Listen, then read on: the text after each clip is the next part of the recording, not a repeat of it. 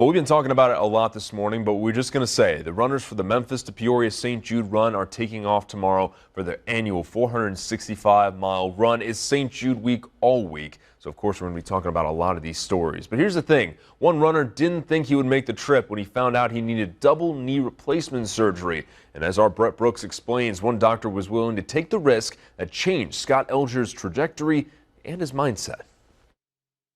In past years, and it's been a number of years, my knees have been just degenerating, and each year it got worse, and it gets to the point where you almost can't.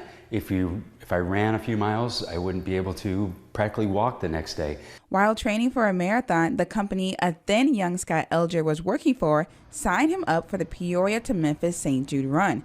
Unknowing what he was getting himself into, he agreed.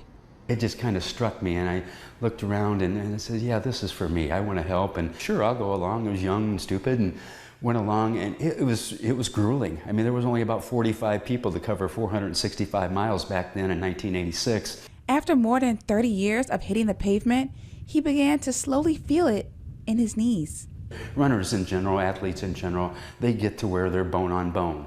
And that's where I was. Dr. Berger said, you are bone on both knees. And with some of his doctors saying that he might not be able to run anymore after having a double knee replacement surgery, he thought this journey with St. Jude was officially coming to an end. Like last year, I ran very, very little. I'm sorry to admit that to my donors, but I just couldn't. You know, I got out there and I tried, and I did do some miles here and there, but it was ugly. And I can actually contribute. You know, I'm not just hobbling around. Until hope in the form of a new medical procedure changed the prognosis of his stride. It was fairly irregular. And he was irregular or unusual in that he encouraged people to do exactly what they wanted to do after the surgery.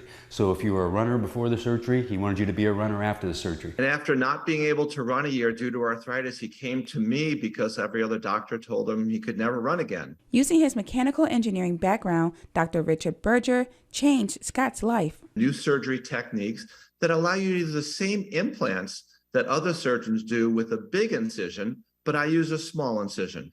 And the way I do the surgery allows the muscles, ligaments, and tendons to remain intact, and you can run again. So we did both of his knees, both had double knee replacements, and he's able to run again, which is just fantastic.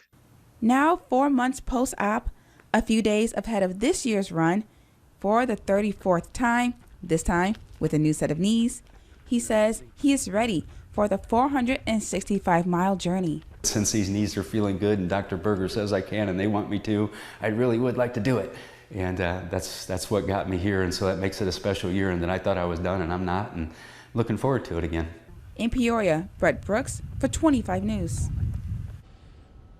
It's always great to see stories of strength come out of St. Jude Week. And of course, we're going to continue to give you those stories. This year's runners will return Saturday the 5th and end up at the Peoria Civic Center for a big celebration, and just in time for the St. Jude Telethon, which you can watch right here on WEEK Saturday night. Since 1982, the Memphis to Peoria Run has raised more than $24 million. And of course, me, Jess, Tyler, Amber, Rashawn, we're all going to be there that night, helping raise even more money for an amazing cause.